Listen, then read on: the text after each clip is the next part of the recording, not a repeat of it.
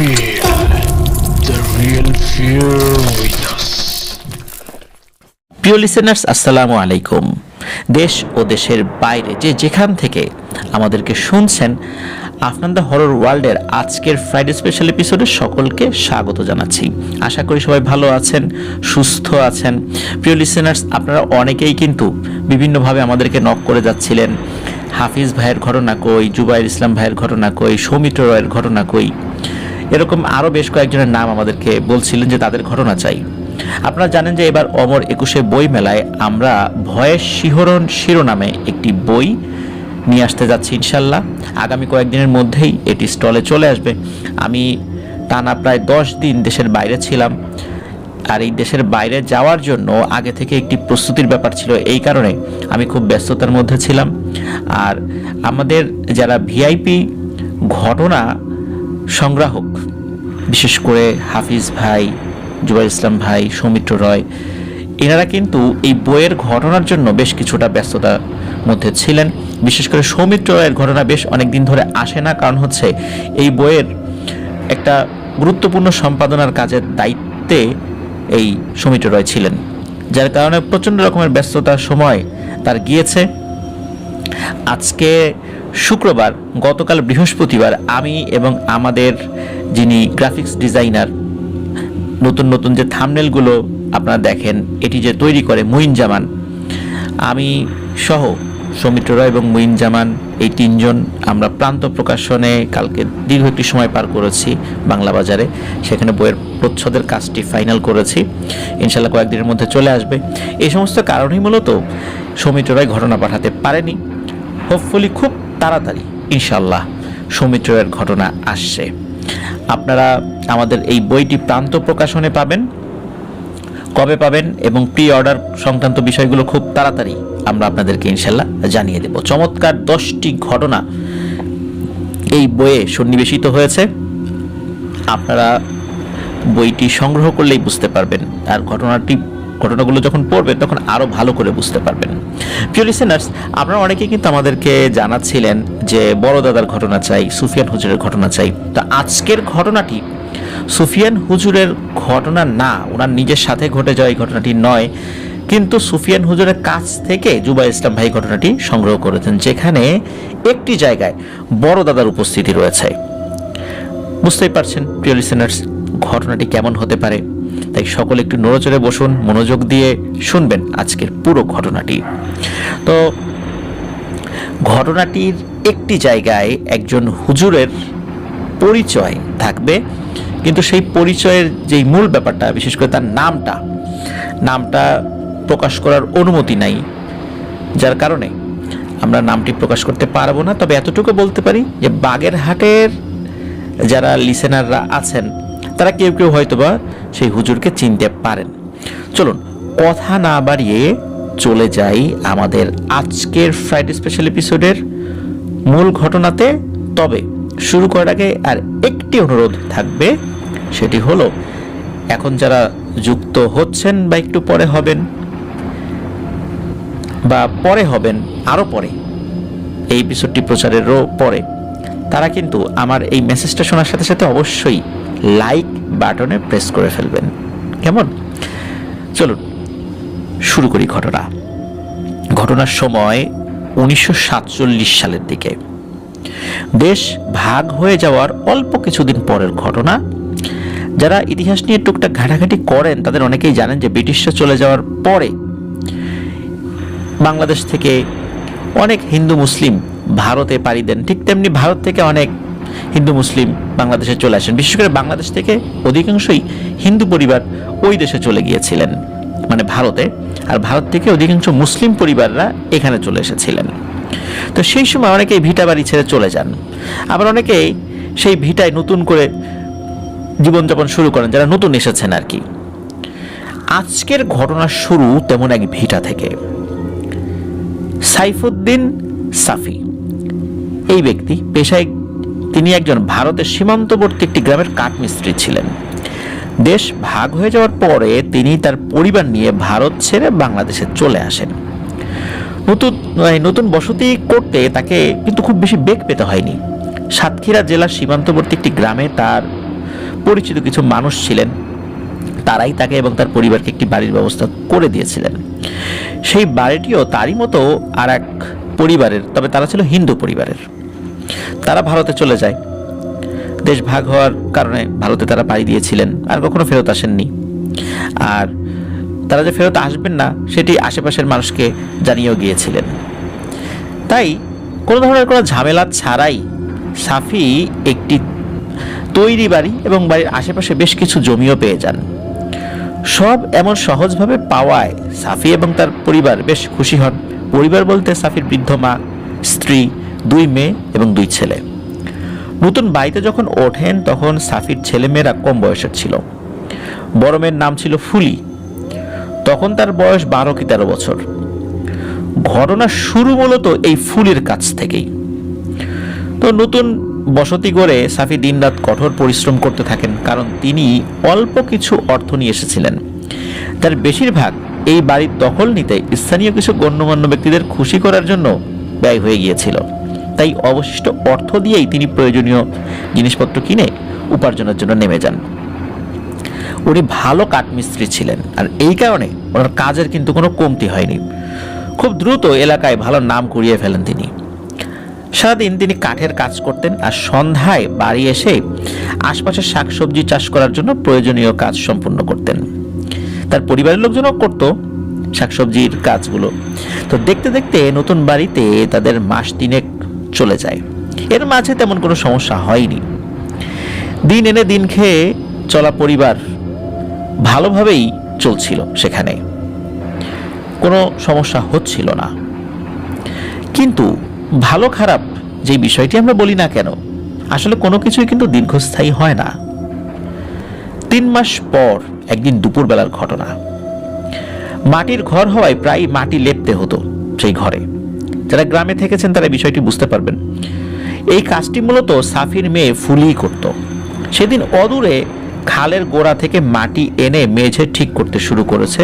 এমন সময় ফুলি খেয়াল করে মেঝের ভাঙা একটি অংশের ভিতরে একটা ছোট্ট টিন জাতীয় জিনিসের একটা কৌটা উকি দিচ্ছে। ফুলি কৌটাটি দেখে অবাক হওয়ার সাথে সাথে বেশ আনন্দিত হয়, কারণ লুকানো জিনিস খুঁজে পাওয়ার আনন্দ তো একটা জিনিস থাকেই, আর এই বিষয়ের একটা মানুষের মধ্যে বিশ্বাস রয়েছে যে এই টাইপের যে জিনিসগুলো পাওয়া যায় এর মধ্যে আবার গুপ্তধনও থাকতে পারে।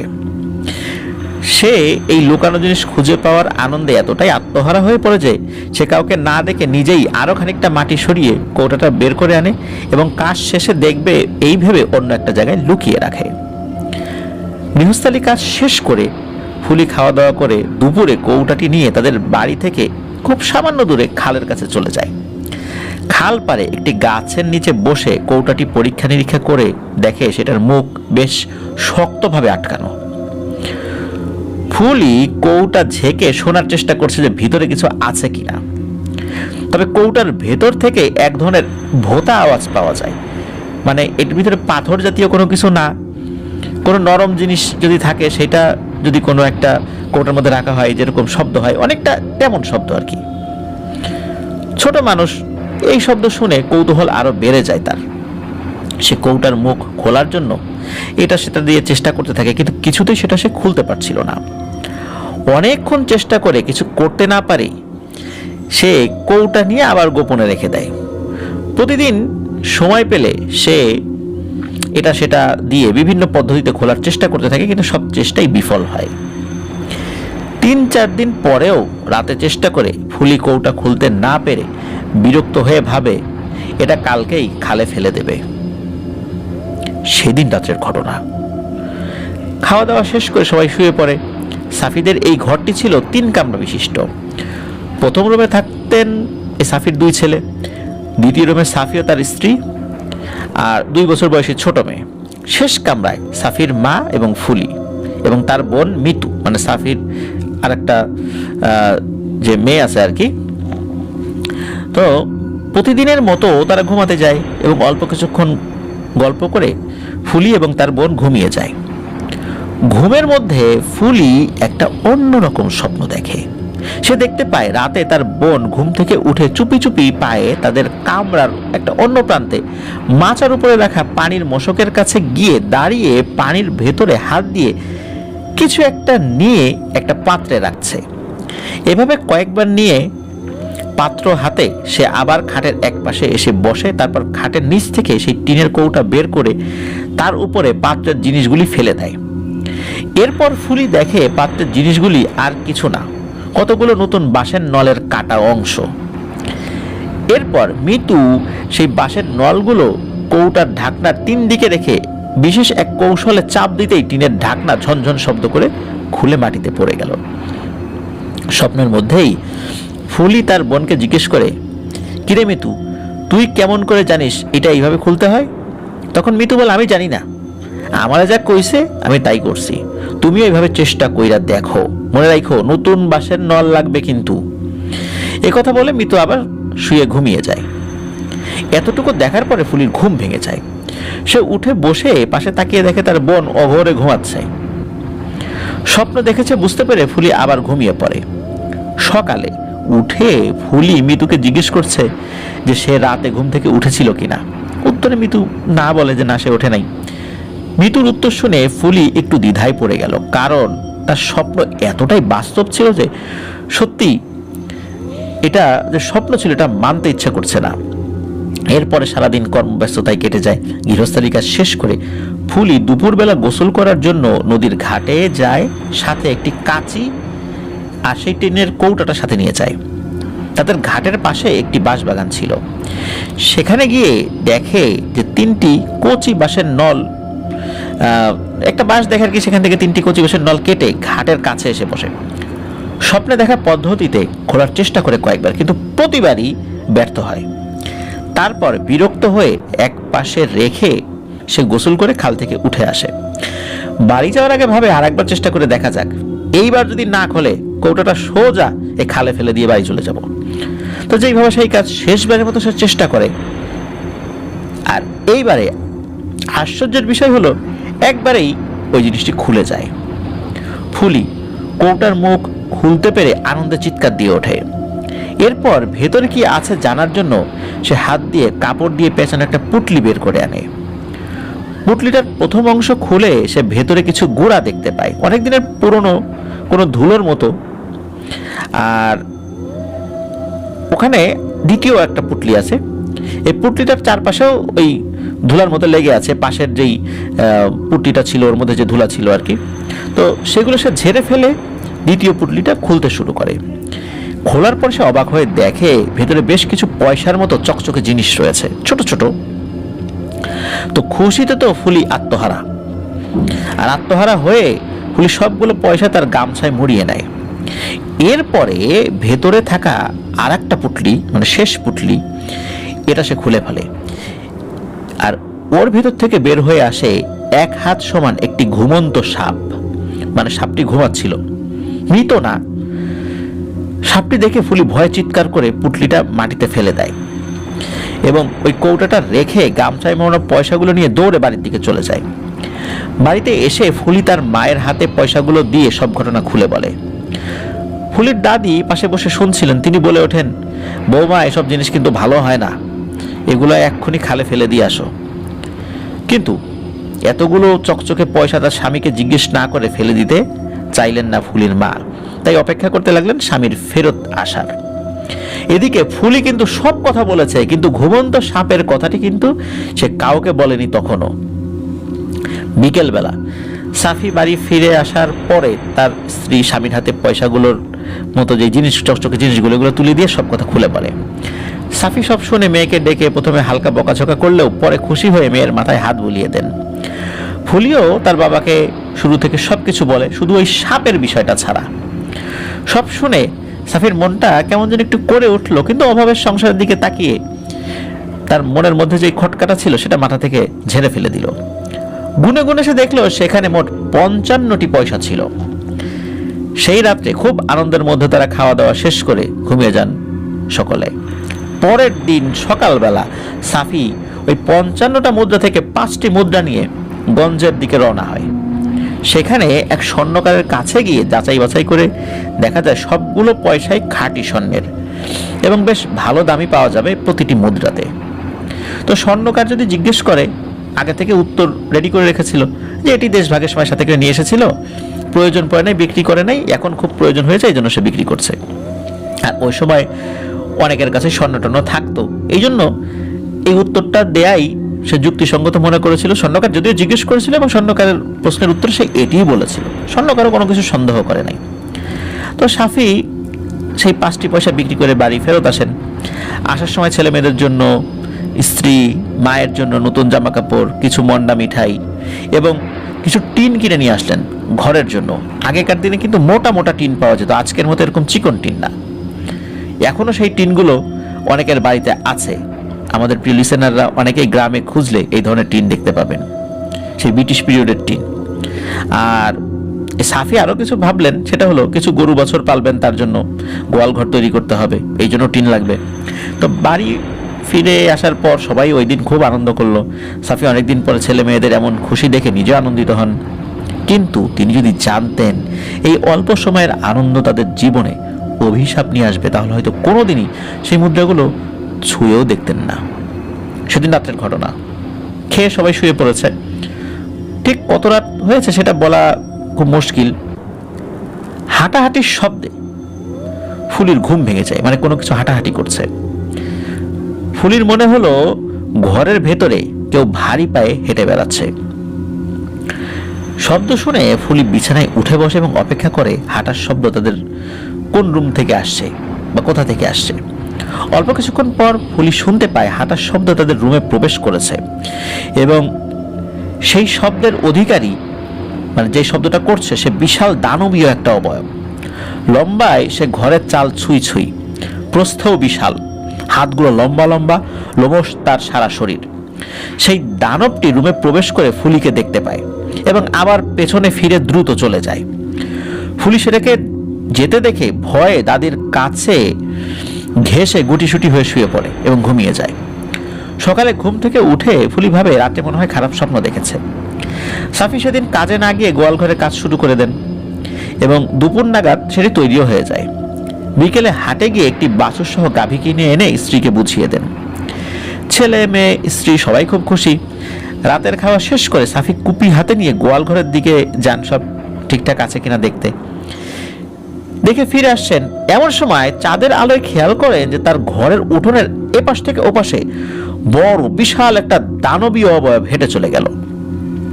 ভয়ে সাফি কুটিসুটি হয়ে যায় একদম। সাফি যেখানে ছিলেন সেখানে দাঁড়িয়ে দোয়া দরুদ পড়তে থাকেন, কিন্তু না, সেই অবয়বটি আর ফেরত আসলো না। যেদিকে চলে গেল তো চলেই গেল।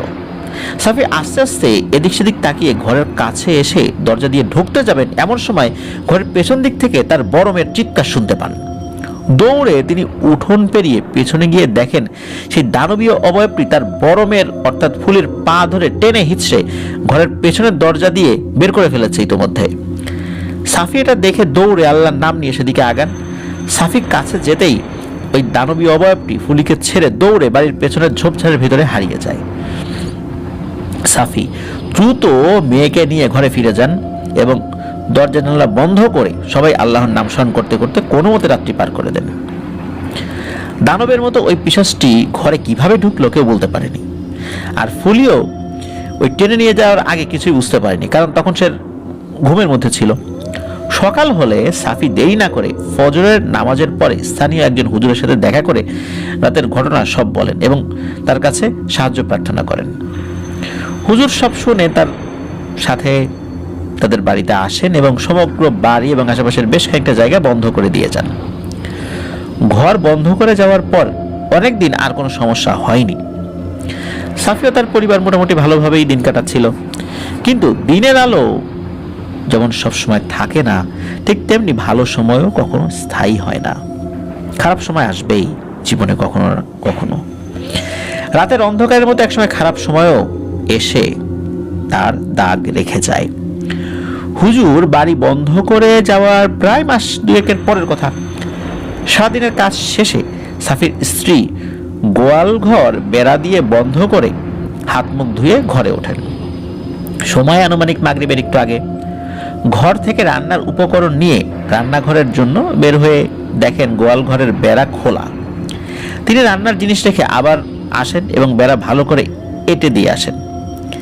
খেলাধুলা শেষে ফিরে এসে ফুলি মাকে সাহায্য করতে বসে যায়, আর বাকি ভাই বোনেরা ঘরে উঠে যায়। সাফি তখন বাড়ি ছিল না। কুপির আলোতে মা মেয়ে রান্না করছিলেন এবং এটা সেটা নিয়ে কথা বলছিলেন। এমন সময় যাদের রান্নাঘরের বেড়ার পেছন থেকে অপরিচিত এক জন্তুর আওয়াজ আসতে থাকে। এমন ভয়ানক গড়গড় আওয়াজ, এটা শুনে মা মেয়ে দুজনেই ভয়ে একদম গুটিসুটি হয়ে যায়। একটু পরে অবশ্য সেই আওয়াজ বন্ধও হয়ে যায়। তখন মা মেয়ে দ্রুত রান্নার কাজ সেরে ঘরে উঠে যান। রাতে সাফি বাড়ি ফেরত আসলে তাকে এই সব ঘটনা খুলে বলেন। সাফি সব শুনে তার স্ত্রীকে বলেন হয়তো কোনো মেছো বাঘ আওয়াজ করছিল, তাই শুনে তারা হয়তো ভয় পেয়েছে, কারণ ওই সময় অনেক মেছো বাঘের উপদ্রব ছিল আশেপাশে। বিশেষ করে সাতক্ষীরা এলাকা তো, সুন্দরবন থেকে অনেক মেছো বাঘ চলে আসতেই পারে। আর আগেকার দিনে গ্রামের ঝোপঝাড়েও মেছো বাঘের অনেক উপদ্রব ছিল। সাফির এই কথা শুনে স্ত্রী কন্যা বিশ্বাস কিছুটা করলেও সাফির স্ত্রী কিছুক্ষণ পর জোর গলায় বলতে থাকেন যে মেছো বাঘের আওয়াজ আমি চিনি, মেছো বাঘ এমন আওয়াজ করে বলে আমি জানি না, ওটা আসলে কোনো মেছো বাঘের আওয়াজ ছিল না। যাক, এরপর কথা না বাড়িয়ে খাওয়া দাওয়া শেষ করে সবাই শুয়ে পড়ে। বেশ রাত। এই সাফির মায়ের হঠাৎ ওয়াশরুমে যাওয়ার প্রয়োজন পড়ে। গ্রামের ওয়াশরুম তো ঘরের বাইরেই থাকে। তো তিনি কাউকে না ডেকে কুপি হাতে একাই চলে যান। যাওয়ার সময় অবশ্য সাফি দরজা খোলার শব্দ পেয়েছিলেন, যে তার মা বাইরে যাচ্ছেন, তার ঘুম ভেঙে গিয়েছিল, কিন্তু বুঝতে পেরেছেন তার মা হয়তো ওয়াশরুমে যাচ্ছে। তো এরপর সাফি আবার ঘুমিয়ে যান। ফজরের আজানের ধ্বনি যখন কানে আসে মসজিদ থেকে, তো সাফি বিছানা থেকে উঠে ফ্রেশ হতে বাইরে বের হবেন, তখন খেয়াল করেন ঘরের দরজা তখনও খোলা অবস্থায় রয়েছে। সাফির বেশ মেজাজ খারাপ হয় এইভাবে যে সারা রাত এভাবে দরজা খোলা ছিল। তো তিনি বাইরে বের না হয়ে আবার ঘরে ঢুকে তার মায়ের রুমে গিয়ে দেখেন মেয়েরা সবাই ঘুমাচ্ছে, কিন্তু তার মা বিছানায় নেই। তার মনে পড়ে রাতে তিনি দরজা খোলার শব্দ পেয়েছিলেন। দেরি না করে দ্রুত তিনি বাইরে বেরিয়ে আসেন এবং এদিক সেদিক খুঁজতে থাকেন বৃদ্ধ মাকে। অনেকক্ষণ খুঁজতে খুঁজতে সূর্যের আলো ফোটে চারদিকে আলোকিত করে, কিন্তু মাকে তখনও কিন্তু তিনি খুঁজে পান নাই। শেষ পর্যন্ত আশেপাশের লোকজন ডেকে অনেকে মিলে খুঁজতে শুরু করেন। সারাদিন নিজেদের গ্রাম তন্ন তন্ন করে খুঁজেও মায়ের কোনো চিহ্ন দেখতে না পেয়ে বেশ উদ্বিগ্ন হয়ে পড়েন তিনি এবং তার পরিবার। বাচ্চারাও দাদির জন্য কান্নাকাটি শুরু করে। এভাবে মায়ের উধাও হয়ে যাওয়ায় সাফি আসলে কি যে করবেন বুঝে উঠতে পারছিলেন না। এভাবে দিন গড়িয়ে রাত চলে আসে। সাফি বাড়িতেই ছিলেন ওই দিন, কোনো কাজে যান নাই। তখন তো আর ঘড়ির প্রচলন খুব বেশি ছিল না, তাই একদম এক্সাক্ট সময় বলাটা মুশকিল। রাত আনুমানিক 8টা, 8:30 বা 9টা হবে। এই সময় হইচই করতে করতে বেশ কয়েকজন লোক সাফির বাড়িতে আসে আর কি। তো সাফি মায়ের জন্য ঘরের দাওয়ায় বসে অপেক্ষা করছিলেন। হঠাৎ এত লোকজন দেখে সাফির মনের ভেতর একটা দুশ্চিন্তা উকি দিয়ে ওঠে।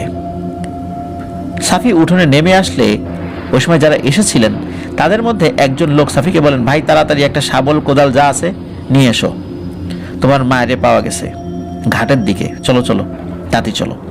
একথা শুনে আর দেরি করেননি সাফি, কোদাল একটা হাতে নিয়ে তাদের সাথে রওনা হয়ে যান।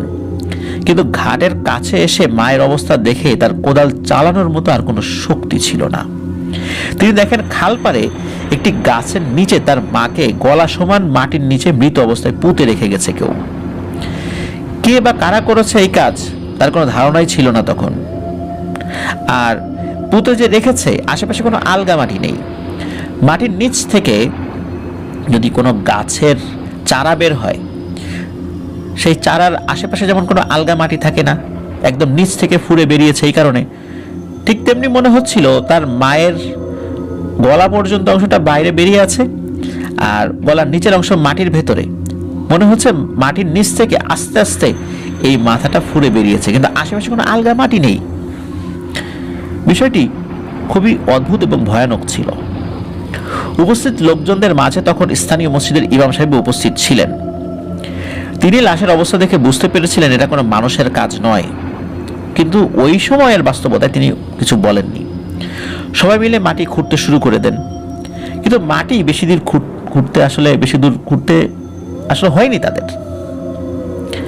আনুমানিক বুক পর্যন্ত মাটি খুঁড়ে সবাই দেখতে পেলেন সাফির মায়ের বুকের নিচের অংশ নেই। লণ্ঠনের আলোতে স্পষ্ট বোঝা যাচ্ছিল। এটা দেখে উপস্থিত সবাই ভয়ে হতবিহ্বল হয়ে যান। সবাই উঠে চলে যেতে চাইলে সাফির কাকুতি মিনতি শুনে ইমাম সাহেব সবাইকে আবারও অনুরোধ করেন লাশ বের করে আনার জন্য। ইমাম সাহেবের কথা কেউ অমান্য করেননি। তখনকার সময়ে ছোট বড় সব হুজুরের অন্যরকম একটা সম্মান ছিল। তারাও অনেক আমলদার ছিলেন, ওই সময়ে সবকিছু মেনে চলতেন। আর মসজিদের ইমাম সাহেবরা ছিলেন খুবই সম্মানিত, তাদের কথা মোটামুটি সবাই শুনতেন। ইমাম সাহেবের অনুরোধে সবাই মিলে হাত লাগিয়ে মাটি খুঁড়ে লাশের অর্ধেক অংশটি বের করে আনেন। খুব বীভৎস এবং একই সাথে ভয়ঙ্কর এক দৃশ্যের সাক্ষী হয়ে থাকলেন উপস্থিত সকলে। লাশের বাকি অংশ কিন্তু আর পাওয়া গেল না। লাশ বের করে আনার পর ইমাম সাহেব সকলের উদ্দেশ্যে বলেন, এই লাশ বেশিক্ষণ রাখা যাবে না, যত দ্রুত সম্ভব কবর দিয়ে দিতে হবে। সেই রাত্রে সবার সহযোগিতায় সেই খালপাড়ের একটি স্থানে জানাজা সহকারে সাফির মায়ের দাফনের কাজ শেষ করা হয়। দাফন শেষে সবাই যখন চলে যাচ্ছে তখন ইমাম সাহেব সাফিকে ডেকে বললেন সকালে যেন সাফি দেখা করেন তার সাথে। সাফি সম্মতি জানিয়ে বাড়িতে চলে আসে। বাড়িতে তখন কান্নার ঢল। বাচ্চারা দাদিকে হারিয়ে খুব কান্নাকাটি করছে। সাফির স্ত্রী তার কাছে এসে বলেন, আপনি ওই পয়সাগুলো ফেলে দেন, ওইগুলো ঘরে আসার পর থেকে সব শুরু হয়েছে। স্ত্রীর এমন কথা শুনে সাফি বেশ রেগে যান এবং গালিগালাজ করে বলেন, ওগুলো কি চুরি করে আনছি না ডাকাতি করে আনছি যে ওর জন্য এই সমস্যা হবে? আম্মার মৃত্যু এগুলোর জন্য হয় নাই। রাত বিরেতে এই ধরনের ঘটনা ঘটেই থাকে। উনি রাতের বেলা ওয়াশরুমে গিয়েছিল, ওই সময় কোনো কিছু দেখে ভয় পেয়েছিল বা কোনো কিছুর উপরে সে পা দিয়ে আঘাত করেছিল, হয়তো বা ক্ষিপ্ত হয়ে ওই জিনিসটাই কাজ করেছে। এটা গ্রামে কিন্তু অহরহই হয়। তো আর এই জায়গাটা খুব বেশি ভালো না। এই জিনিসটা সাফি তার স্ত্রীকে বলেন এবং এটাও বলেন, তুমি কি বেশি বোঝার চেষ্টা করো না, তুমি বাচ্চাদের দিকে খেয়াল রাখো, ওরা যেন রাতের বেলা বের না হয়। আমি হুজুরের সাথে সকালবেলা দেখা করতে যাব, দেখি কি করা যায় বিষয়টা নিয়ে। স্ত্রীকে এসব কথা বললেও মনের ভিতর এক কোণে তিনি নিজেও একটা উপলব্ধি করতে পেরেছিলেন যে এই পয়সাগুলোর কোনো একটা ঝামেলা আছে। সাফিয়া অনেকের কাছে বিভিন্ন সময় বিভিন্ন ঘটনা শুনেছেন যে এরকম অপ্রত্যাশিতভাবে পাওয়া গুপ্তধন জাতীয় সম্পদের নাকি অনেক দোষ থাকে। সাফি মনের ভেতরে এক ভয় নিয়ে গত দুদিনের ক্লান্তিকর পরিস্থিতির কারণে খুব দ্রুতই ঘুমিয়ে পড়েন। রাতের প্রায় শেষের দিকে সাফির হঠাৎ কোনো কিছু শব্দে ঘুম ভেঙে যায়। বিছানায় শুয়েই আধো ঘুম আধো চেতন অবস্থায় শব্দের উৎস বোঝার চেষ্টা করেন তিনি। অল্প কিছু সময় চারদিকে একদম নিশ্চুপ। ভুল শুনেছেন ভেবে চোখ বুজে আবার ঘুমিয়ে পড়বেন। এমন সময় তার মাথা বরাবর খাটের ঠিক নিচ থেকে কে জানি টোকা দিল। শব্দ শুনেই সাফির সাথে সাথে খাটের উপর ধর্মর করে উঠে বসে। সেদিন তার স্ত্রী মেয়েদের সাথে ঘুমিয়েছেন, তাই রুমে সাফি একাই ছিলেন। সাফি ভাবছিলেন কোনো মেটে ইঁদুর ঢুকেছে মনে হয়, ওরাই হাঁটা চলার সময় শব্দ করছে। এমন সময় আরেকটি শব্দে সাফি বুঝতে পারে তার ধারণা একদমই ভুল এবং সাফি এখন বিপদে পড়তে যাচ্ছে। এই শব্দটা ইঁদুরের না।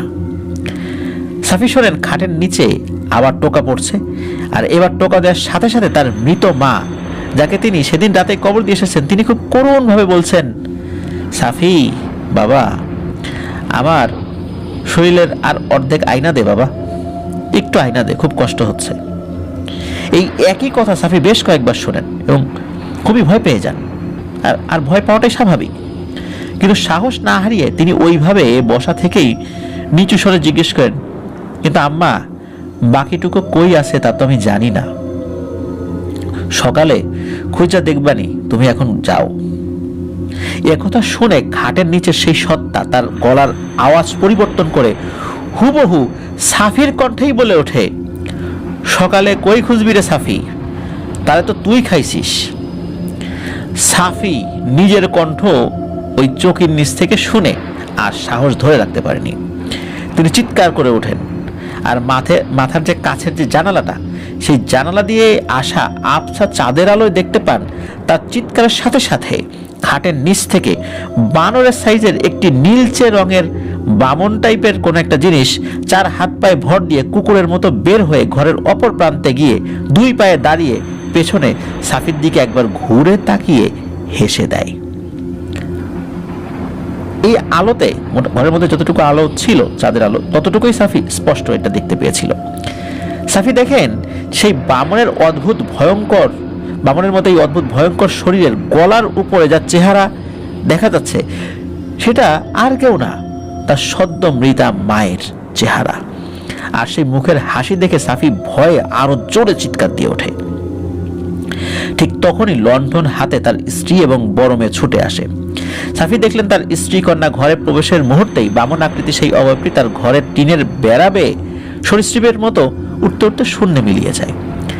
সাফির স্ত্রী কাছে এসে দোয়া দুরুদ যা পারেন পরে ফু দিচ্ছিলেন। মেয়ে হাত পাখা দিয়ে ঘরমাক্ত বাবাকে বাতাস দিয়ে শান্ত করার চেষ্টা করছিলেন। কিছুক্ষণ পরে সাফি আস্তে আস্তে ধাতস্থ হন এবং এর কিছু সময়ের মধ্যেই ফজরের আজান শুনতে পান। দেরি না করে তাড়াতাড়ি উঠে ছেলেদের সাথে নিয়ে মসজিদে সালাত আদায় করতে চলে যান। নামাজের পরে সাফি মসজিদেই ছেলেদের নিয়ে বসেছিলেন। ইমাম সাহেব একটু পরেই মুসল্লিরা সবাই চলে গেলে তার সামনে এসে বসেন। ইমাম সাহেব সাফিকে জিজ্ঞেস করলেন, সাফি ভাই, আপনি নিজেও মনে হয় বুঝতে পেরেছেন যে আপনার মায়ের মৃত্যু স্বাভাবিক না। কি এমন করেছেন আপনারা যার কারণে এই বয়স্কা একজন মানুষ এইভাবে নিহত হলেন?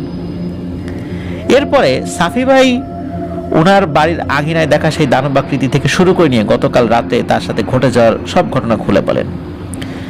স্থানীয় একজন হুজুরের সাহায্য নিয়ে তিনি যে বাড়ির আঙিনা বন্ধ করেছিলেন সেই কথাও বলতে ভুললেন না, কিন্তু টিনের সেই কৌটা আর তার ভেতর থেকে পাওয়া মুদ্রার বিষয়টি একদমই উনি চেপে যান। ইমাম সাহেব সব কথা শুনে বলেন, সাফি ভাই, আপনার পরিবারের সাথে এমন ঘটনা কেন ঘটছে সেটা আমি বুঝতে পারছি না, কিন্তু যতটুকু আমার অভিজ্ঞতা আছে এইসব বিষয়ে সেই আলোকে বুঝতে পারছি আপনার পরিবার কোনো জিনের আক্রোশের শিকার হয়েছে। সাবধানে থাকবেন, বাচ্চাদের দিকে খেয়াল রাখবেন, আর কোনো সমস্যা হলে আমাকে জানাবেন। এসব কথা বলে ইমাম সাহেব সাফি ও তার ছেলেদের তখনকার মতো বিদায় দেন। সাফি বের হয়ে যেতে যেতে ইমাম সাহেব ভাবতে থাকেন বিষয়টি নিয়ে। তিনি সাফির কথা শুনে বুঝতে পারেন যে সাফি কিছু একটা গোপন রেখে কথা বলেছে, তাই বিষয়টি আরো ভালোভাবে ভেবে জানার চেষ্টা করবেন বলে উনি সিদ্ধান্ত নেন। ইমাম সাহেবের বিষয়ে কিছু তথ্য না দিলেই নয়। প্রিয় লিসেনার্স, এই ইমাম সাহেব অনেক ধরনের প্যারানরমাল বিষয়ের সমাধানে বেশ নাম করা একজন আলেম ছিলেন। তো আশেপাশের 2-4-10 গ্রামে বড় ধরনের কোনো সমস্যা হলে ওনার ডাক পড়ে। ছোটখাটো সমস্যায় উনি সাধারণত কাজ করেন না বা তার কাছে লোকজন আসেও না, অন্যান্য হুজুরদের কাছে যান। যেমন কারো বদনজর কাটানো, সুস্থতার জন্য ঝাড়ফুঁক দেয়া, তাবিজ কবজ দেয়া, এই কাজগুলো উনি করতেন না সাধারণত। তো তখনকার সময়ে অন্য 10 জন হুজুর কবিরাজ থেকে তিনি একটু আলাদা ছিলেন। কারণ হলো উনি একজন সুকণ্ঠী কারি, তারপরে হাফেজ ছিলেন। ওনার কাছে অনেকেই আরবি শিখতে আসতেন।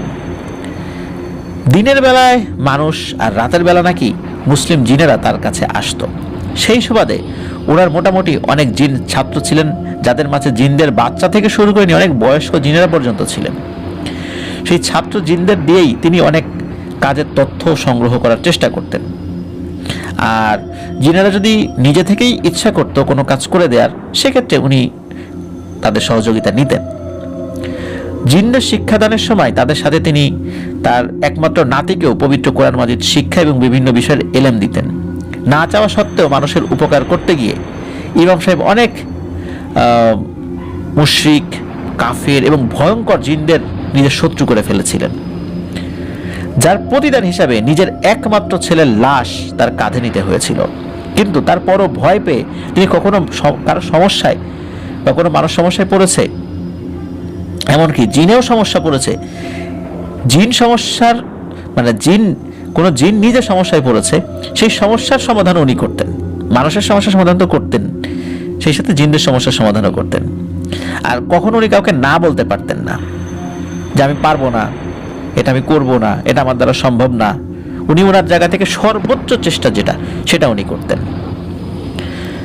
তো যার কারণে মানুষ এবং জিন জাতি প্রত্যেকের কাছেই উনি খুব সম্মানিত ছিলেন।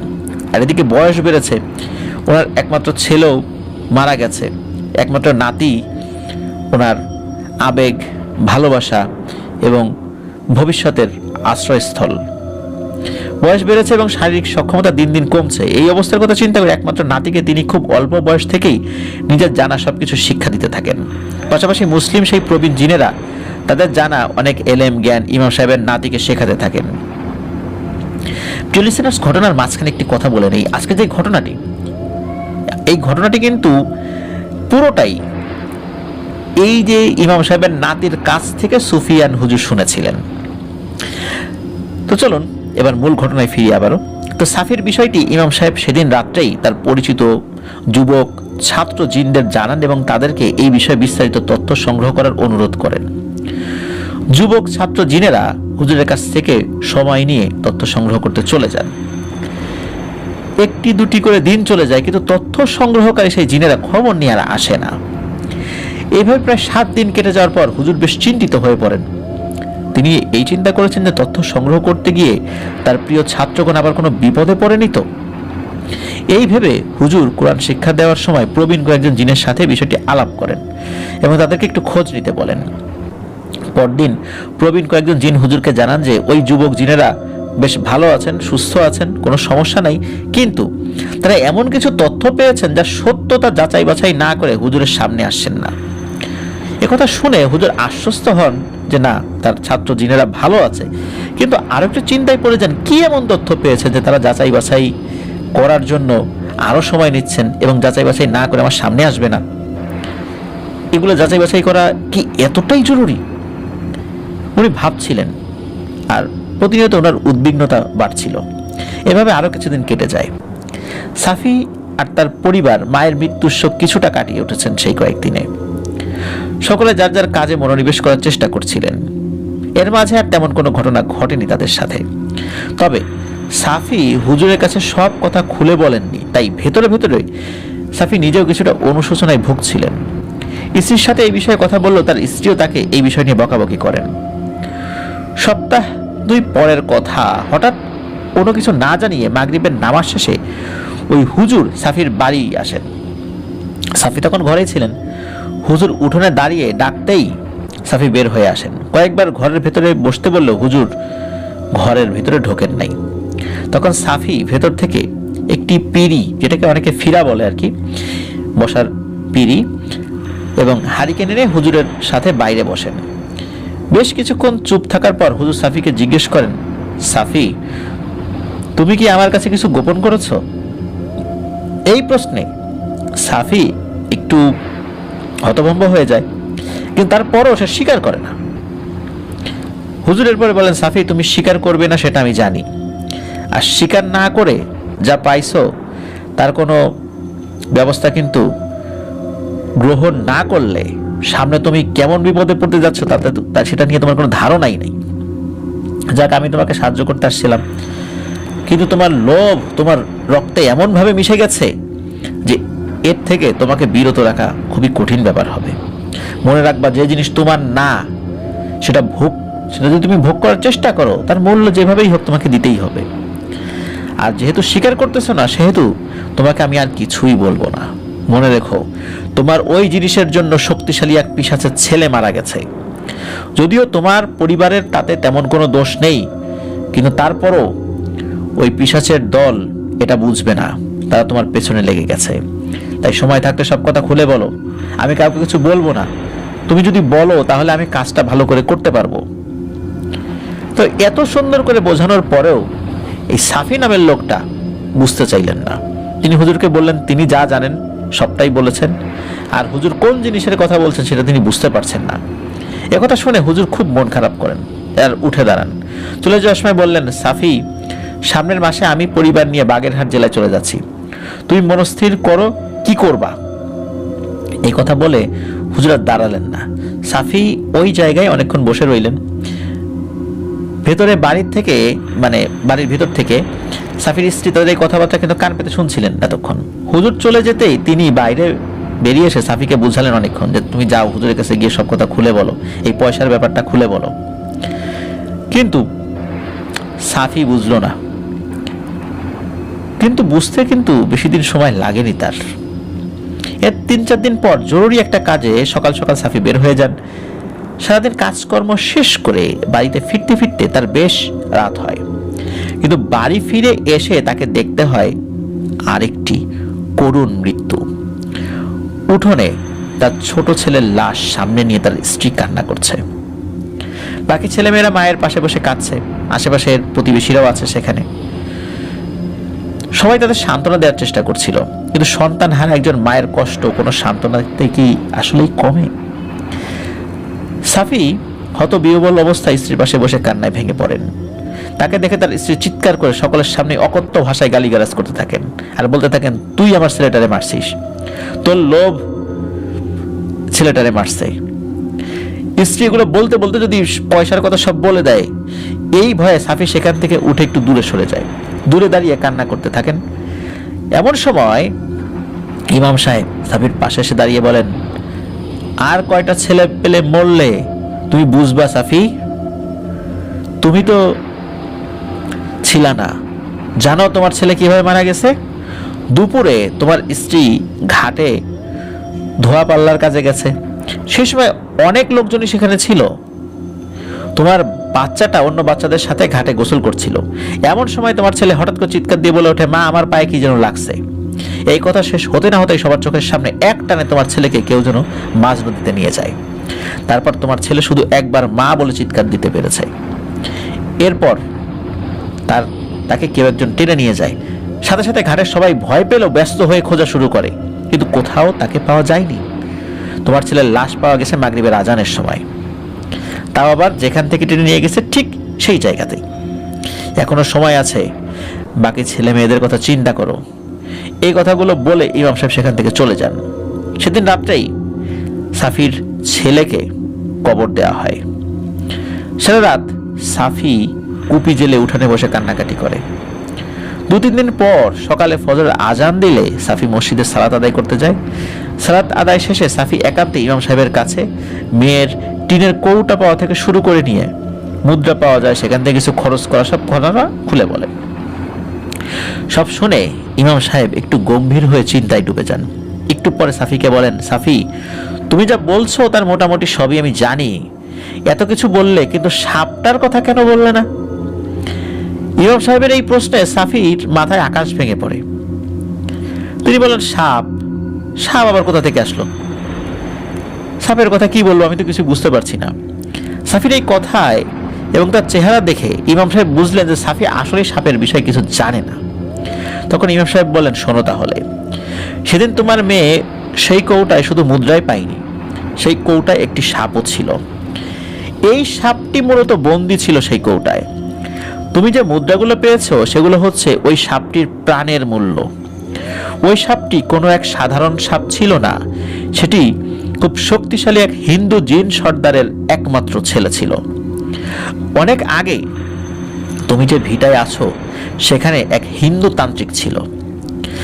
কিভাবে যে সে ওই জিনের বাচ্চাটিকে আটকেছে সেই বিষয়ে আমি জানতে পারিনি, তবে তাকে আটকে তার বাবার কাছ থেকে কয়েকবার সে মুক্তিপণ হিসাবে মুদ্রা দাবি করেছে এবং আদায়ও করেছে। ওই তান্ত্রিক বেশ শক্তিশালী ছিল, যার কারণে সেই জিন সর্দার তাকে মেরে ছেলেকে উদ্ধার করতে পারেনি। এভাবে অনেক বছর কেটে যায়। একসময় তান্ত্রিক বয়সের ভারে খুব অসুস্থ হয়ে পড়ে। তখন সেই জিন সর্দার তান্ত্রিকের কাছে খুব অনুনয় করে বলে ছেলেকে ফিরিয়ে দিতে। ছেলের মা অসুস্থ হয়ে পড়েছে ছেলের শোকে, কিন্তু তান্ত্রিক বুঝতে পারে যে ছেলেকে একবার হাতে পেলে এই জিন সর্দার তাকে ছাড়বে না। তাই সে তন্ত্রমন্ত্র করে, কালো জাদু করে জিনের ছেলেকে কিছু মুদ্রা সহ একটি কৌটায় বন্দি করে। তুমি যে মুদ্রাগুলো পেয়েছো তার প্রতিটি মুদ্রায় সেই জাদুর তন্ত্র লেখা ছিল। অনেক বছর আটকে ছিল, এই কারণে জিনের বাচ্চাটি বেশ অসুস্থ ছিল, যার কারণে শুরুতেই সে নড়াচড়া করতে পারেনি। মুদ্রাগুলো নিয়ে তোমার মেয়ে যখন চলে যায় তখন তার উপর থেকে জাদুর প্রভাব কাটতে শুরু করে এবং কিছুক্ষণ পরে সে একটু নড়াচড়া করে ওঠে। কিন্তু আল্লাহ হয়তো তার মৃত্যু তার বাবার সামনে লিখে রেখেছিল। সাপটি যখন জ্ঞান ফিরে পেয়ে নড়াচড়া শুরু করে তখন ঘাটের পাশে খেলাধুলা করতে থাকা কিছু ছেলেপেলের চোখে পড়ে যায়। তারা সবাই মিলে লাঠি দিয়ে পিটিয়ে মেরে ফেলে তাকে। আর সেই ছেলেপুলের দলে তোমার 2 ছেলেও ছিল। আর এই সব ঘটনা খুব কাছে একটি গাছের ডালে বসে সেই সর্দার জিন দেখছিল। দিনের আলো থাকায় এবং আশেপাশে অনেক মানুষ থাকায় সে তার ছেলেকে নিতে পারছিল না, শুধু অসহায়ের মতো এই দৃশ্য দেখছিল। এত বছর নিজের ছেলেকে আটক আছে এটা জানার পরও এই প্রথম দেখে তারপরও ছেলেকে নিতে পারছিল না। অপেক্ষা করছিল তার ছেলে একটু সুস্থ হয়ে পানিতে নেমে পড়লেই ছেলেকে সে সরিয়ে নেবে। কিন্তু তার বদলে এত বছর অপেক্ষার পরে দেখতে হলো ছেলের করুণ মৃত্যু।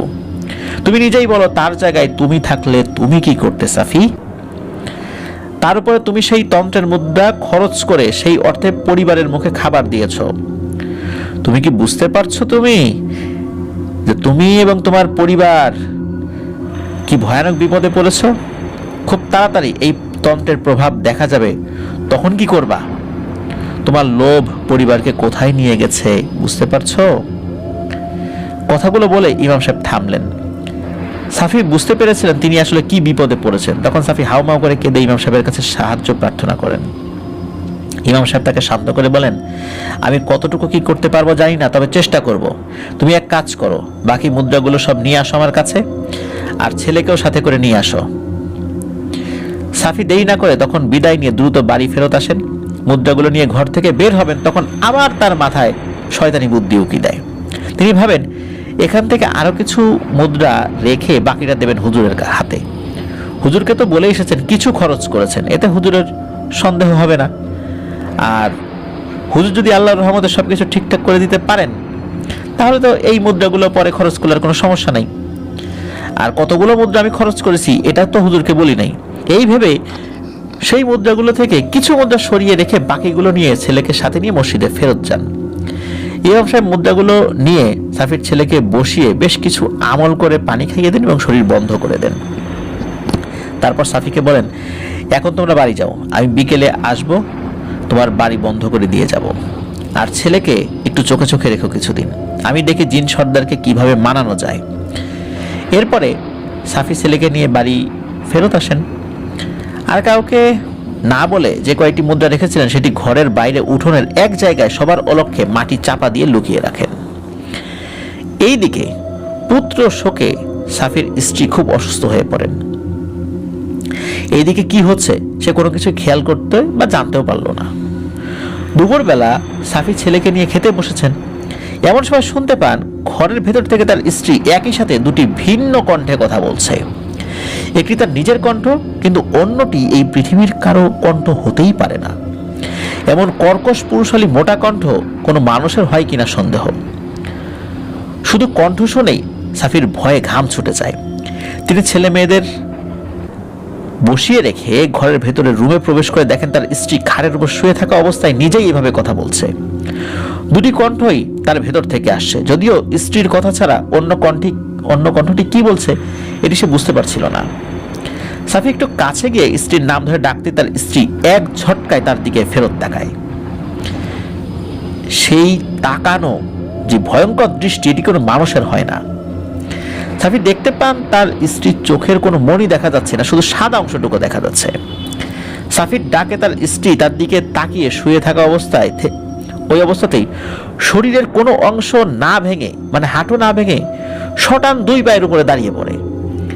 এটা দেখে সাফির ভয় অবস্থা খারাপ হয়ে যায়। সাফি দ্রুত স্ত্রীর কাছে গিয়ে তাকে ধরতে যায় আর ছেলে মেয়েদের বলে লোকজন ডাকতে। বড় মেয়ে ফুলি এসে বাবাকে সাহায্য করতে মাকে জাপটে ধরে। ঠিক তখনই তার স্ত্রী 2 হাতে মেয়ের 2 গাল চেপে ধরে আর মুখের সামনে এনে সেই ভয়ানক কণ্ঠে বলে ওঠে, তোর কিছু হবে না আপাতত, তুই আমার ছেলেকে মুক্ত করেছিলি, কিন্তু তোর আর কিছুই থাকবে না, এটা মনে রাখিস। এ কথা বলে ফুলিকে ছেড়ে দিয়ে সেই অমানসিক কণ্ঠটা সাফির দিকে মুখ ঘুরিয়ে বলে, তোর সাথে কিন্তু আমার অনেক হিসাব বাকি রে সাফি। তোর মতো বাপ যার থাকে সেই বাপের ছেলে পেলেদের হত্যা করার জন্য জল্লাদের প্রয়োজন হয়, আর তুই একাই যথেষ্ট। তুই একাই জল্লাদের কাজ করতে পারবি।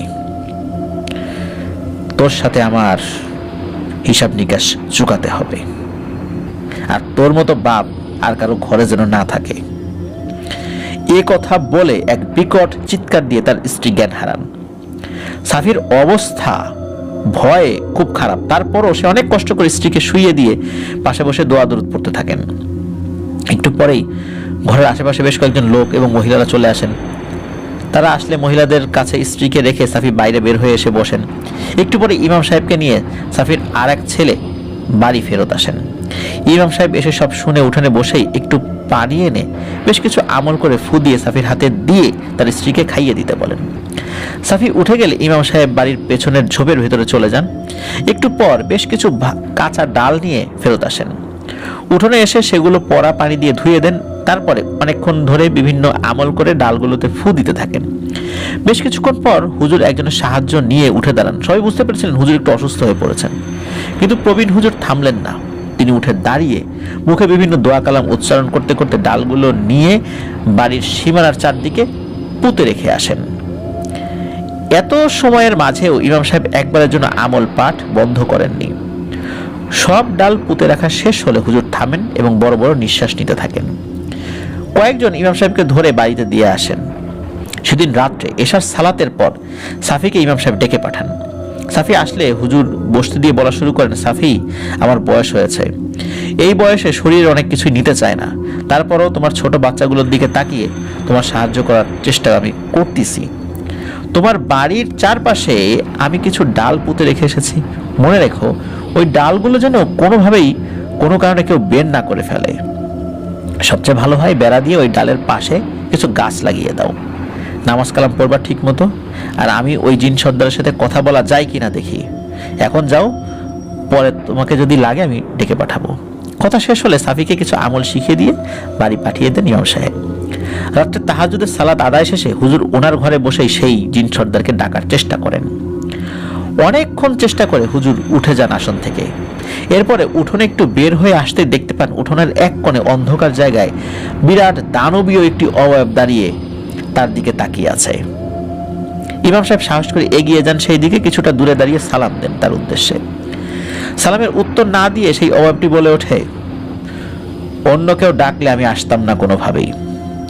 একজন মুসলিম হওয়া সত্ত্বেও তোমার ডাকে আমি দেখা করতে আসছি, কারণ আমাদের জিন জাতের অনেকেই তোমার কাছে শিক্ষা লাভ করে। ধর্ম নিয়ে অন্য সর্দারদের মতো আমার কোনো বাড়াবাড়ি নেই। এখন বলো, আমাকে তুমি কেন ডাকছো? আমাকে তো ওই লোভীর বাড়ি বন্ধ করে দিয়ে ওখানে ঢোকা বন্ধ করে দিছো, এখন আবার আমার কাছে কি চাও?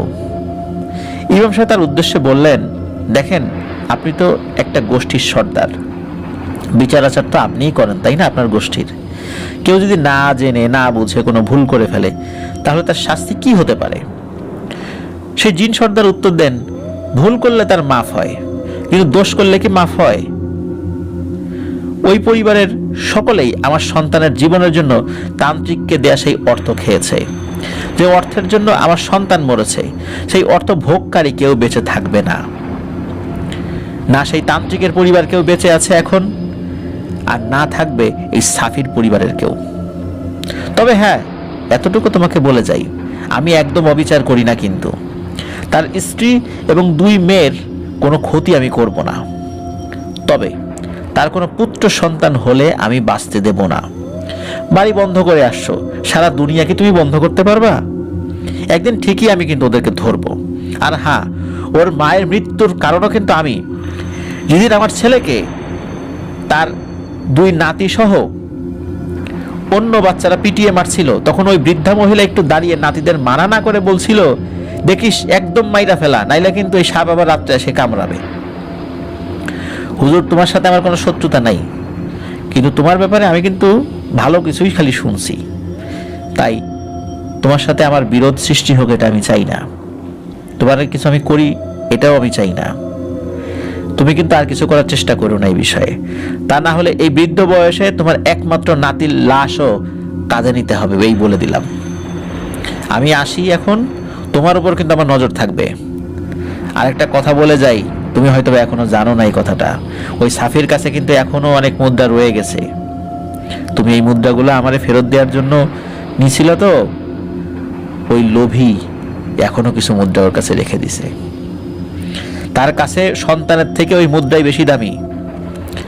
এমন লোকের উপকার তুমি করতে চাচ্ছ, তুমি কিন্তু হয়তোবা মানবিক দিক চিন্তা করে কাজ করছো, কিন্তু ওর উপকার করা কিন্তু আসলে ঠিক হচ্ছে না। যা করো বুঝে শুনে করো। এই কথাগুলো বলে হুজুরের সামনে ওই অভাবটি শূন্যে মিলিয়ে যায়। শেষের কথাগুলো শুনে হুজুর সাফির এই কাজে মারাত্মক কষ্ট পেলেন এবং সেই সাথে রেগেও গেলেন। তিনি ভাবলেন যে না, আর কিছুই তিনি করবেন না, কারণ সাফির যে নফস, এটা পুরোপুরি শয়তান দখল করে ফেলেছে। এমন লোভে সে পড়েছে যে এই লোভ থেকে তাকে বের করা যাচ্ছে না। তার সন্তান মারা গেল, তার মা মারা গেল, বাকি সন্তানরা জীবিত আছে, অথচ সে তার লোভ থেকে বেরোতে পারছে না। এই ধরনের সিচুয়েশন হওয়ার পরেও আর আমার কাছে সে এইভাবে মিথ্যা কথা বলে গেল, আর আমি এর জন্য আমার একমাত্র নাতি তার সর্বনাশ করব, তাকে তো মানুষ করতে হবে, বড় আলেম বানাতে হবে। এসব ভাবতে ভাবতে হুজুর ওই দিনের মতো ঘরে চলে যান মনের কষ্ট নিয়ে। এরপরে সাফির পরিবারের তেমন কোনো ঘটনা ছাড়াই বেশ কিছুদিন কেটে যায়। হুজুর তার পরিবার নিয়ে বাগেরহাট চলে আসেন। সেখানে কয়েক বছর পর নিজে একটি মাদ্রাসা স্থাপন করেন। আল্লাহ সুবহানাহু ওয়া তাআলার অশেষ রহমতে নাতিকে তিনি বেশ ভালোভাবে শিক্ষাদান করতে থাকেন। কিন্তু হায়াত তো আসলে সারা জীবন থাকে না, তাই না? তাই একসময় আল্লাহ তাআলার ডাকে সাড়া দিয়ে ইমাম সাহেব চলে যান না ফেরার দেশে। তবে নাতিকে এই যে ঘটনাটি, এই ঘটনাটি উনি কিভাবে কতটুকু সমাধান করেছিলেন এই বিষয়টি বলে গিয়েছিলেন। আর এটাও বলে গিয়েছিলেন যে যদি কখনো সাফির পরিবারের কেউ কোনোদিন সাহায্যের জন্য আসে, তাহলে তার নাতি যেন তাদেরকে ফিরিয়ে না দেয়। তো উনি এটাও বলেছেন, আমি যতটুকু জানি তা দিয়ে ওই সময় ওই জিন সর্দারের সাথে পেরে উঠতাম না, তাহলে তোমার ক্ষতি সে করতো। কিন্তু তোমাকে আল্লাহ তাআলা অশেষ রহমতে যেভাবে মানুষ করেছি, তুমি আরো একটু বড় হলে, আরো কিছু শিখলে ইনশাল্লাহ ওই জিন সর্দারের সাথে মোকাবেলা করতে পারবে।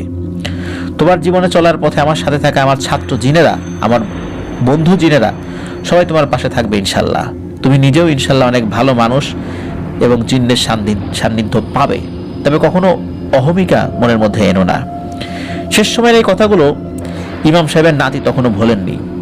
আর হয়তো তাই সেই জিন সর্দারের সাথে ইমাম সাহেব মারা যাওয়ার বেশ বছর পরে আবারও মোকাবেলা করতে হয়। শিক্ষা দীক্ষা, জ্ঞান অর্জন, কঠোর পরিশ্রম ও আল্লাহ তাআলার অশেষ রহমতে একসময় যিনি নিজেকে দক্ষিণবঙ্গের নাম করা একজন আলেম হিসেবে প্রতিষ্ঠিত করতে সক্ষম হন। তো ওনার নামটা জুবাইর ভাই বলেছেন, আমি সঙ্গত কারণে বলছি না। তো যাই হোক, জীবনে তিনি অনেক ধরনের ঘটনার সম্মুখীন হয়েছেন। কত যে ঘটনার সম্মুখীন হয়েছেন তার কোনো হিসাব নেই। অনেক মানুষ এবং জিন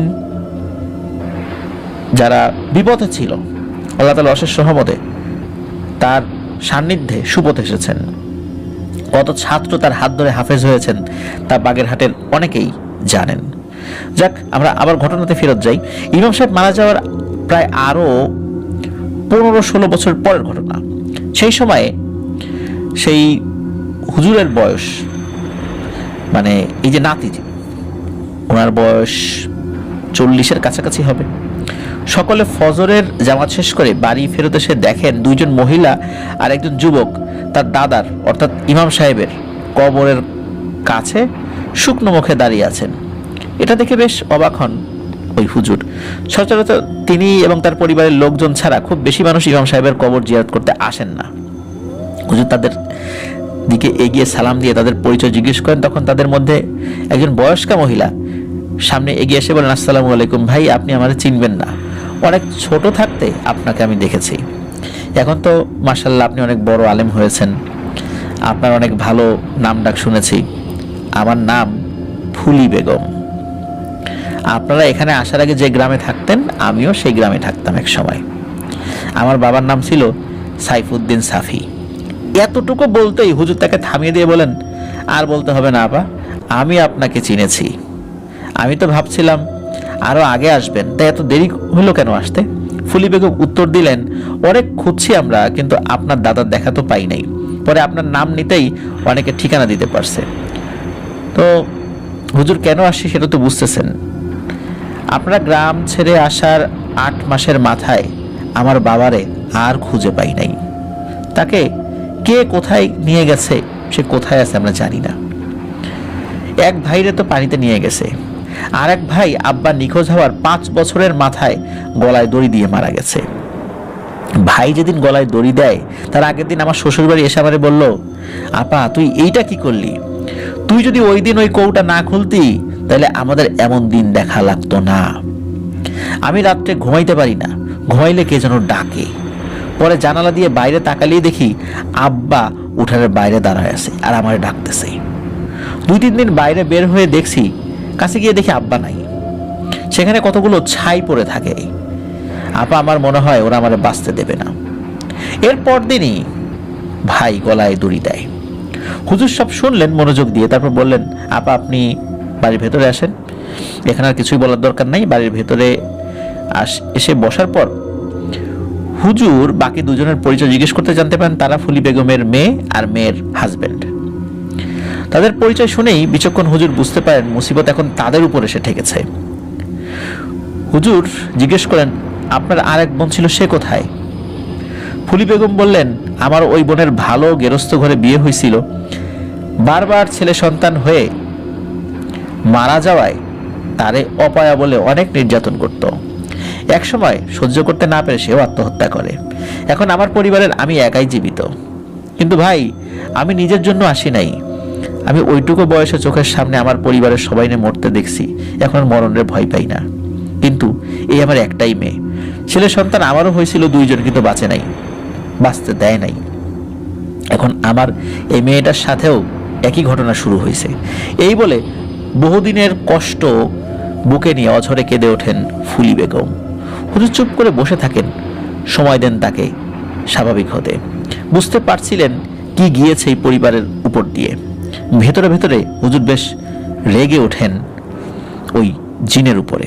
কিছুক্ষণ পর হুজুর বলেন, আপা থাক, আর কান্নাকাটি করেন না, আজকে আপনারা যারা মহিলারা তারা বাড়িতে ফেরত যান, আপনার মেয়ের হাজবেন্ড সে এখানে থাকুক। হুজুরের কথা অনুসারে ফুলি বেগম মেয়েকে নিয়ে চলে যান। হুজুর ওই যে মেয়ের যে ফুলি বেগমের মেয়ের যে হাজবেন্ড, তার নাম ছিল হলো হাসিব, তাকে নিয়ে বাড়ি থেকে বের হয়ে মাদ্রাসার দিকে যেতে থাকেন। প্রতিমধ্যে অনেক কিছু জিজ্ঞেস করে জেনে নেন টুকটাক তথ্যগুলো। তো এই হাসিবকে নিয়ে মাদ্রাসাতে সেদিন উনি ওই হাসিবকে থাকার ব্যবস্থা করে দেন আর কি, তার জন্য।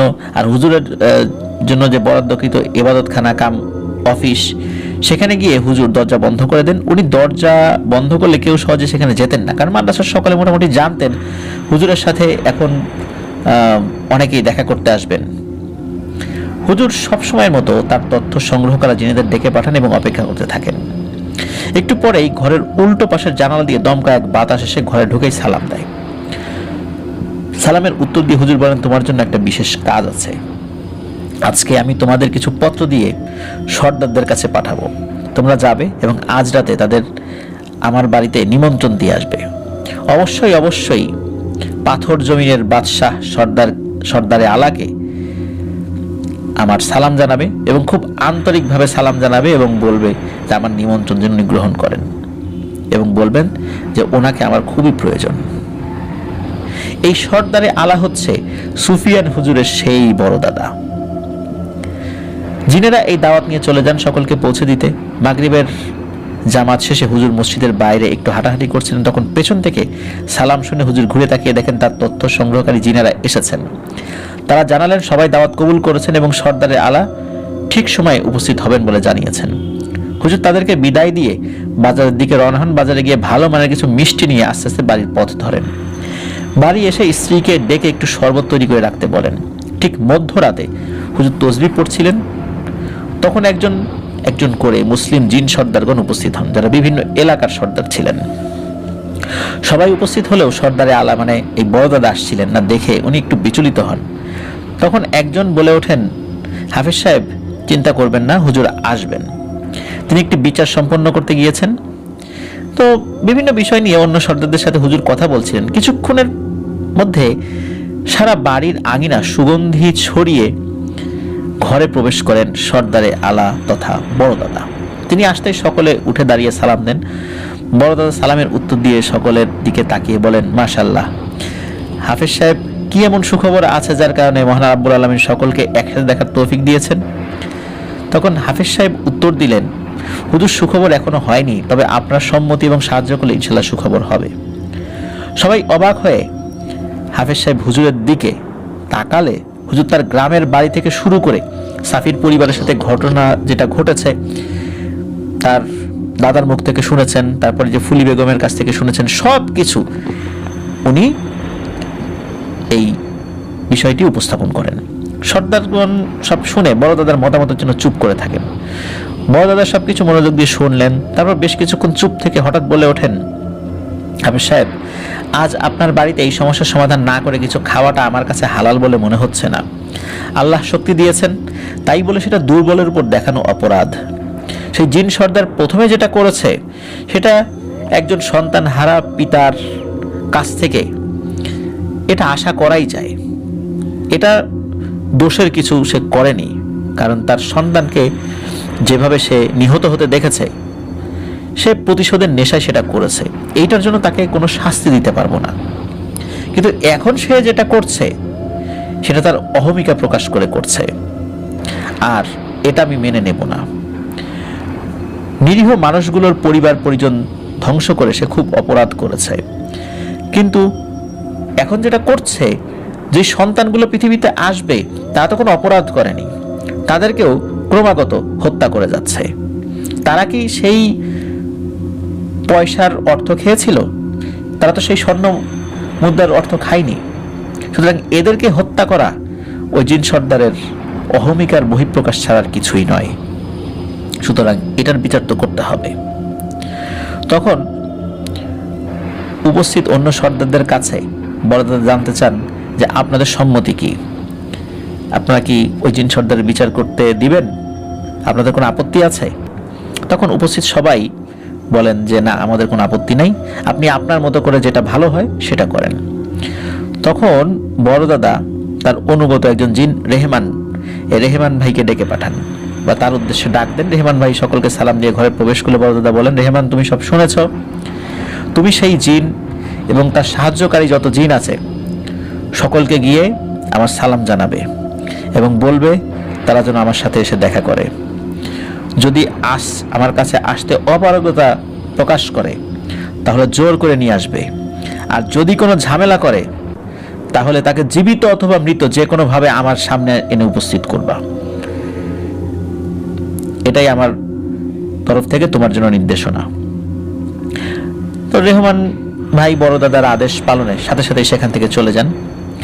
তখন বড় দাদা হাফেজ সাহেব হুজুরকে বলেন, হাফেজ সাহেব, সাফির মেয়ে এবং তার পরিবারকে আমার তরফ থেকে সালাম দিবেন, বলবেন মহান আল্লাহ কাউকে এত ক্ষমতা দেননি যে সে ভুলে যাবে তার সীমানা। যে সীমানা ভুলে যায় তার কিন্তু একটা সময়ের কিছুই থাকে না, আর নিশ্চয়ই আল্লাহ সীমা লঙ্ঘনকারীকে পছন্দ করেন না। বড় দাদা এই কথা বলে কিছু না খেয়ে উঠে চলে যান। উপস্থিত সর্দারগণ একে একে বিদায় নিয়ে চলে যান। সকালে ফজরের নামাজের পর হুজুর মাদ্রাসাতে গিয়ে হাসিবকে ডেকে পাঠান। হাসিব আসলে হুজুর বলেন যে আশা করি কিছুদিনের মধ্যে তোমাদের পরিবারের এই কালো ইতিহাস এবং সেই অভিশাপ দুই শেষ হবে ইনশাল্লাহ। যাও, বাড়ি ফিরে যাও, বাড়ির সকলকে আমার সালাম জানিও। আর তোমার কাছে আবদার, সামনে ইনশাল্লাহ আল্লাহ তাআলার হুকুমে যদি তোমাদের ছেলে সন্তান হয় তাকে দ্বীনের লাইনে লেখাপড়া করিও। এটাই আমার অনুরোধ। জানি না কতদিন বাঁচবো, কিন্তু নিশ্চয়ই ভালো কাজ করার চেষ্টা করছি, আল্লাহ তাআলা যদি আমার কাজে সন্তুষ্ট হন। এর 2-3 দিন পর রাতের বেলা হুজুর মাদ্রাসা থেকে বাড়ি ফেরত আসছিলেন। তখন রেহমান ভাই এসে জানালেন সেই জিন সর্দারকে বড় দাদার সালাম জানানো হয়েছিল, তাকে বলা হয়েছিল যে বড় দাদার সাথে দেখা করতে, কিন্তু কোনোভাবেই সে আদেশ মান্য করেনি এবং মান্য না করে উল্টো সে তার অনুগত জিনদেরকে দিয়ে রেহমান ভাইয়ের উপর চড়াও হয়। বার্তাবাহক কোনো জিনের উপর চড়াও হওয়া এটা মারাত্মক অপরাধ। শুধু জিনদের বেলায় না, মানুষের ক্ষেত্রেও যদি কোনো বার্তাবাহক কোনো শত্রু অঞ্চলেও যায় তাকে আক্রমণ করা যাবে না। কিন্তু এই জিন সর্দার এই কাজটি করার কারণে ভয়ানক একটা ঝামেলা সৃষ্টি হয়ে যায়। রেহমান ভাইয়ের সাথে যাওয়া অন্যান্য জিনেরা দূরে ছিল। যখন তারা দেখলো যে রেহমান ভাই আক্রান্ত হয়েছেন, তখন সেই জিনেরা এসে রেহমান ভাইকে বাঁচানোর জন্য ওই জিন সর্দার এবং তার অনুগত জিনদের উপর আক্রমণ করে, এবং সেই আক্রমণে ওই জিন সর্দার সহ তার অনুগত সকল জিনেরাই নিহত হন। নেহায়েত বাধ্য হয়েই তাকে হত্যা করতে হয়েছে। হুজুর সব শুনে একটা দীর্ঘ নিঃশ্বাস ফেলে আস্তে আস্তে বাড়ির পথ ধরেন। প্রিয় লিসেনার্স, ঘটনা এখানেই শেষ। হাসিবের বছর দুয়েক পরেই একটি পুত্র সন্তান হয়েছে সুসংবাদ হুজুরকে দিয়েছিলেন। পরবর্তীতে এই যে হাসিবের সেই পুত্র সন্তানকে তিনি মাদ্রাসায় ভর্তি করিয়েছিলেন। আর প্রিয় লিসেনার্স, আপনারা ভেবে অবাক হবেন যে সেই পুত্র সন্তান এখন বাংলাদেশের নাম করা একজন ইসলামিক বক্তা। তার নাম বলা যাচ্ছে না, অবশ্যই তার নাম বলাটা ঠিক হবে না। আর এই ঘটনার পরে কিন্তু ফুলি আরো অনেক বছর বেঁচে ছিলেন। উনি বৃদ্ধা অবস্থায় পৌঁছেছিলেন এবং স্বাভাবিকভাবেই মারা গিয়েছিলেন। প্রিয় লিসেনার্স, কেমন লাগলো ঘটনাটি? শুরুতেই বলেছিলাম এটা সুফিয়ান হুজুরের নিজের সাথে ঘটে যাওয়া ঘটনা নয়। উনি শুনেছিলেন ঘটনাটি, যার কাছ থেকে শুনেছিলেন তার কাছ থেকেই যেভাবে শুনেছিলেন সেভাবেই উনি জুবা ইসলাম ভাইয়ের কাছে উপস্থাপন করেছিলেন। ঘটনার আরও অনেক ডিটেলস ছিল যেটা সুফিয়ান হুজুর মনে করতে পারেননি।